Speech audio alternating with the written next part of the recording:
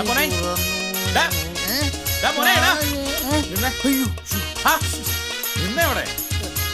എന്ത് പണിയാ മോനെ കാണിക്കുന്നത്? അല്ല, ഞാനിവിടെ വേറൊരു അത്യാവശ്യം. എന്താ അത്യാവശ്യം? നീ ഇങ്ങനെ ഉത്തരവാദിത്തം ഇല്ലാതാകരുത് കേട്ടോ. നീ എത്ര ദിവസമായിട്ട് വീട്ടിൽ പണിക്ക് വരാന്ന് പറഞ്ഞ് നീ അങ്ങോട്ട് തിരിഞ്ഞു നോക്കിയോടാ? തിരക്കായിരുന്നു തന്നെ എനിക്ക്. തിരക്ക് കള്ളു കുടിക്കാൻ നിനക്ക് ഇഷ്ടം പോലെ സമയം ഉണ്ടല്ലോ. പണി വല്ലതും ചെയ്ത് വല്ല കാശുണ്ടാക്കാൻ അവന് സമയമില്ലാത്തത്. അല്ല അതല്ല, അതെ, ഞാൻ വളരെ അത്യാവശ്യമായിട്ടൊരു കാര്യം പറയാൻ ഇപ്പൊ ഇങ്ങോട്ട് വന്നത്. ഞാൻ ഇന്ന് അത്യാവശ്യമായിട്ട് എറണാകുളം വരെ പോവാ. അതുകൊണ്ട് നീ എനിക്കൊരു ഉപകാരം ചെയ്യ്. ഞാനൊരു ചെക്ക് തരാം. നീ ബാങ്കിൽ പോയത് മാറിയിട്ട് കറക്റ്റ് ആയിട്ട് ക്യാഷ് വീട്ടിൽ കൊണ്ട് കൊടുക്കണം. സമ്മതിച്ചോ? സമ്മതിച്ചു. ദൈവത്തെ ഓർത്ത് വേറെ വഴിക്കൊന്നും പോകരുത്. ക്യാഷ് ഇഷ്ടം പോലെ ആവശ്യമുള്ള സമയാ. അതെ, ഇതാണ് ചെക്ക്. ബാങ്കിൽ ഒപ്പിട്ടിട്ട് വേണം ക്യാഷ് വാങ്ങാൻ. പിന്നെ 1 2 രൂപയൊന്നുമല്ല, 10,000 രൂപയാണുള്ളത്. വളരെ സൂക്ഷിച്ചു വേണം വീട്ടിൽ കൊണ്ട് കൊടുക്കാൻ. ഓക്കെ ആണല്ലോ? കള്ളന്മാരും കൊള്ളക്കാരൊക്കെ ഒരുപാടുള്ള സമയം അറിയാലോ. അറിയാം. ബാക്കിൽ ഒപ്പിടുക, ചെക്ക് കൊടുക്കുക, ക്യാഷ് മേടിക്കുക, ഭദ്രമായിട്ട് എവിടെയെങ്കിലും വെച്ചിട്ട് വീട്ടിൽ കൊണ്ട് ചേച്ചിട്ട് കൊടുത്താൽ. ബാക്കിൽ ഒപ്പിടുക, ചെക്ക് കൊടുക്കുക, പൈസ വാങ്ങിക്കുക, ഭദ്രമായിട്ട് വെക്കുക, ചേച്ചി കൊടുക്കുക. അത്രേ ഉള്ളൂ. ഓക്കെ ആണല്ലോ? എന്നാ പോയിട്ട് വരാം. നിന്നെ 1 2 രൂപയൊന്നും അല്ല, 10,000 രൂപയാണുള്ളത്. കള്ളന്മാരും കൊള്ളക്കാരൊക്കെ ഉള്ള സമയമാണ്. നീ ചതിക്കരുത്. എനിക്കൊട്ട് സമയം ഇല്ലാത്തതുകൊണ്ടാണ് നിന്നെ ഏൽപ്പിക്കുന്നത്. മുതലാളി ഒന്ന് പോയേ, എന്നെ പേടിപ്പിക്കാൻ. ചുമ്മാ വേറെ പണിയൊന്നുമില്ല. സൂക്ഷിച്ചോണേ. 1 2 രൂപയല്ല, 10,000 രൂപയാണ്. കള്ളന്മാരുള്ള സമയമാണ്. കേട്ടല്ലോ? എന്താക്കോ എന്തോ ഇവൻ. ഓക്കെ, ഞാൻ അയച്ചു. ഞാനതവിടെ ക്ലിയർ ചെയ്തോളാം. പ്രോബ്ലം ഒന്നുമില്ല. No problem. പിന്നെ സാറേ നമസ്കാരം. ഓക്കെ, ഞാൻ അങ്ങോട്ട് വിളിക്കാം. എന്താണോ സാറേ? നമസ്കാരം. നമസ്കാരം. ഈ ചെക്ക് മടങ്ങിയ കുഴപ്പമുണ്ടോ സാറേ? പിന്നെ ചെക്ക് മടങ്ങിയ വലിയ പ്രശ്നമല്ലേ? പ്രശ്നമാണോ? പിന്നെ അയ്യോ, എന്നാ ഞാൻ പോവാ. അതന്നെ അതന്നെ. അല്ല, ഞാൻ കൊണ്ടുവന്ന് ചെക്ക് മടങ്ങിപ്പോയി സാറേ. ഓ എന്റെ എടോ താൻ ചെക്ക് കൊണ്ടുവന്ന് എന്തിനാ? ഇത് പൈസ മാറാൻ. മുതലാളി പറഞ്ഞു ഇത് കൊടുത്തിട്ട് പൈസ മാറാൻ പറഞ്ഞു. പൈസ മാറാം. ഓക്കെ, എന്തോന്നാടോ ഇത്? എന്താ? ഒരു ചെക്ക് ഉണ്ടെന്ന കുറച്ച് മര്യാദകളൊക്കെ ഉണ്ട്. എന്ത് മര്യാദ? മറുഭാഗത്ത് സൈൻ ചെയ്യണം, ഒപ്പിടണം. ഒപ്പിട്ടുണ്ടോ? അച്ഛല്ലേ സാറൊരു പേനയൊന്നുമില്ല. അവിടെ പോയി ചോദിക്കും. ചേട്ടാ ഒരു പേനയിങ്ങനെ. ഇത്രയും കേസേ ഉള്ളു. ഇപ്പൊ കാണിച്ചു തരാം ഞാൻ ഒപ്പിട്ട്. ഞാൻ ക്ലിയർ ചെയ്തോളാം. ഇന്നാ പിടിച്ചോ. ഇനി ആ പൈസ ഇങ്ങനെ കൊണ്ടോ. ഫോട്ടോ ഏതേ? സൂക്ഷിച്ചോണേ. 1 2 രൂപയല്ല, 10,000 രൂപയാണ്. കള്ളന്മാരുള്ള സമയമാണ്. കേട്ടല്ലോ?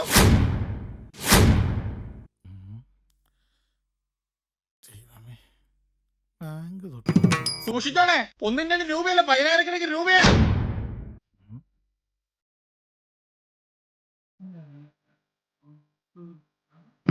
കള്ളന്മാരുള്ള സമയമാണ്. കേട്ടല്ലോ?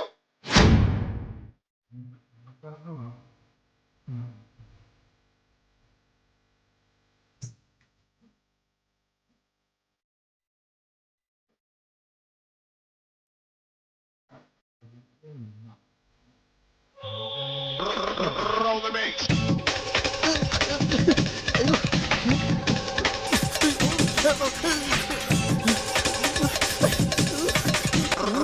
Roll the bass. ഞാനാണ് ഈ പൈപ്പ് ഇവിടെ കൊണ്ട വെച്ചത്. ഈ പൈപ്പ് ഏതെങ്കിലും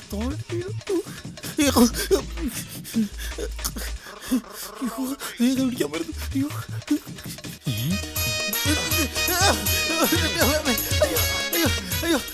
അയ്യോ അയ്യോ അയ്യോ, ഓടി വരണേ. അയ്യോ, എന്റെ പൈസ തട്ടിപ്പറിക്കാൻ വരുന്നേ. നിന്റെ പൈസ തട്ടിപ്പറിക്കാൻ വന്നത് ഞാൻ എങ്ങനെയാണ്? നിന്റെ പൈസ പിന്നെ താരെന്തിനാ എന്നെ തല്ലിയത്? ഒപ്പിടാൻ പേന മേടിച്ച തരാൻ പാടില്ല. ഈ പപ്പടം നിനക്ക് അറിയാൻ പാടില്ലടാ. അയ്യേ,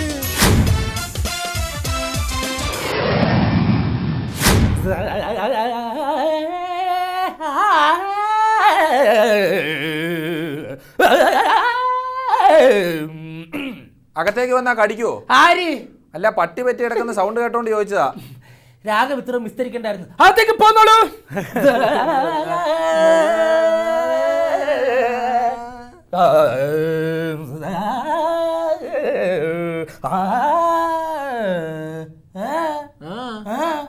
ഇവിടെ താനിങ്ങനെ ബില്ല് പോലെ ഇവിടെ എനിക്കെന്ത് മനസ്സിലാകും? നിക്കാനോ ഇരിക്കാനോ രണ്ടിലൊന്നും ഉറപ്പിച്ചു പറ. അവിടെ ഇരിക്കണോ? നമസ്കാരം. എന്നെ മനസ്സിലായോ? എവിടെയോ നല്ല ഇല്ല ഇല്ല, മനസ്സിലായിട്ടില്ല. നമ്മൾ തമ്മിൽ ആദ്യമായിട്ട് കാണുക.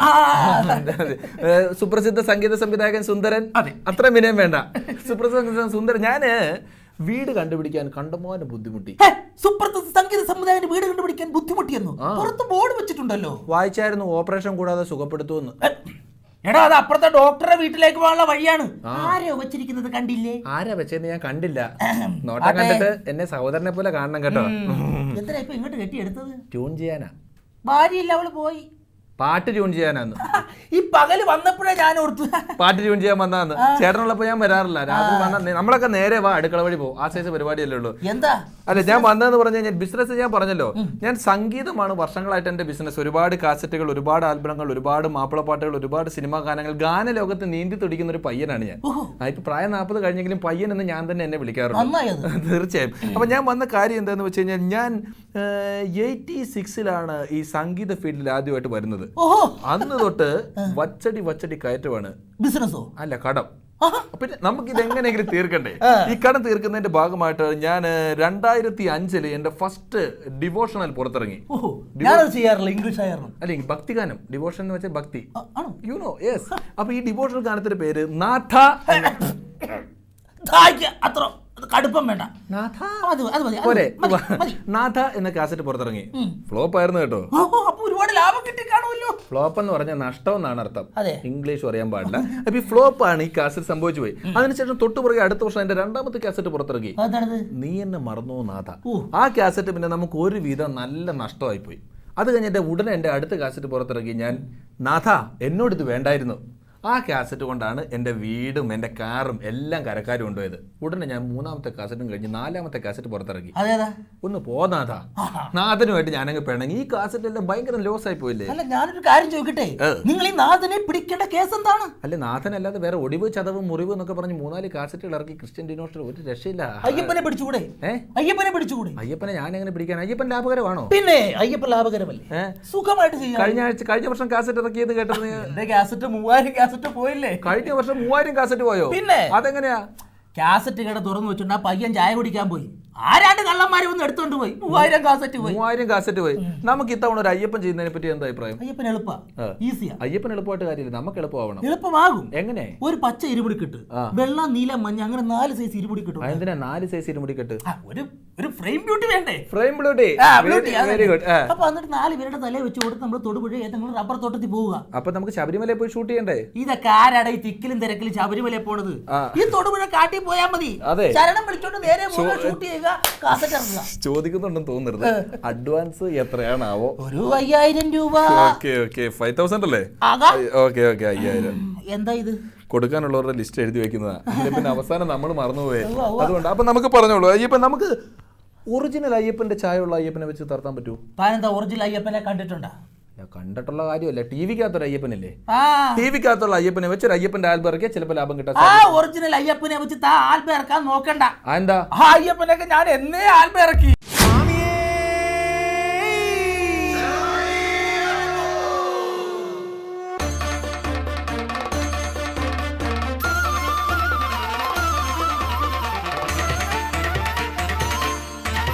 ശബരിമാമല വാഴുമയ്യപ്പ, മണികണ്ഠ സ്വാമി ശരണമടിയങ്ങൾക്കു തൃച്ചരണം.